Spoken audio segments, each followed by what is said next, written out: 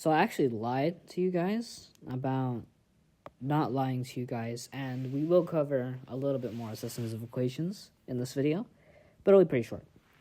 So there are different ways to solve systems of equations, and I'll just give you an example, just so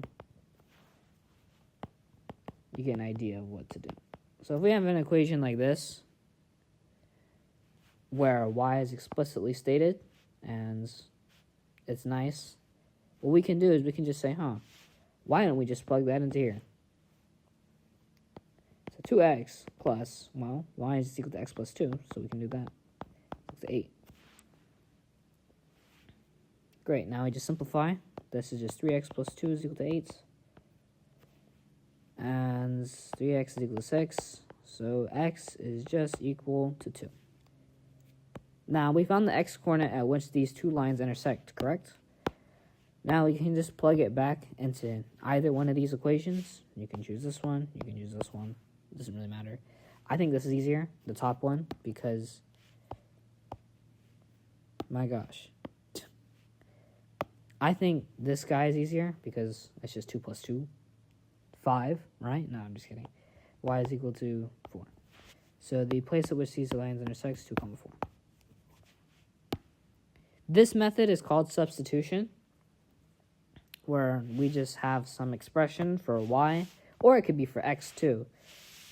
You could have just had y minus 2 is equal to x, and then you could have plugged that in for x instead, and you could have gotten a y that way, and then you could have plugged in y. You could have done it that way, or you could have just did what we just did, which is just plugging in x plus 2 for y. That's a cool method to do for systems of equations. But there's one more method that I do want to teach, just so you guys know, and that's called elimination. So elimination is when you have something like this, where the terms, I guess, line up. And it doesn't really matter. You can make the terms line up. You can multiply these equations by anything you want. I can multiply this by 2. I can multiply this by 2 if I want to. And so I have 2x plus 2y is equal to 14. Or I can have 2x minus 2y is equal to 2. You can do whatever you want to the equations as long as you do it to both sides. Do whatever. Go for it. But actually, you know what? I'm gonna change the equations, so we actually have to do a bit of manipulation. How about that? Great. Okay, scratch what I just did. It was correct, but I'm changing the problem. So when we have something like this, actually it still works. Let's do that. What we can do is we can make the terms line up, I guess, if that makes any sense. So I'm going to multiply the top by 3 so that I get little y terms to line up nicely. And the reason why I'm doing this is because you can actually just add the two equations together.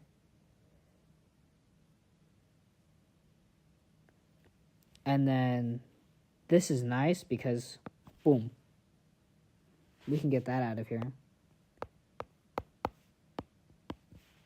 And we can solve for x nicely. Well, it's not terribly nice, 22 over 5, really? But it allows us to solve for the equation, which is nice at least. And then you just plug it back into one of these. I think I'm going to plug it back into the original, x plus y. So what is that? It's equal to what, 7? Okay. Y is equal to,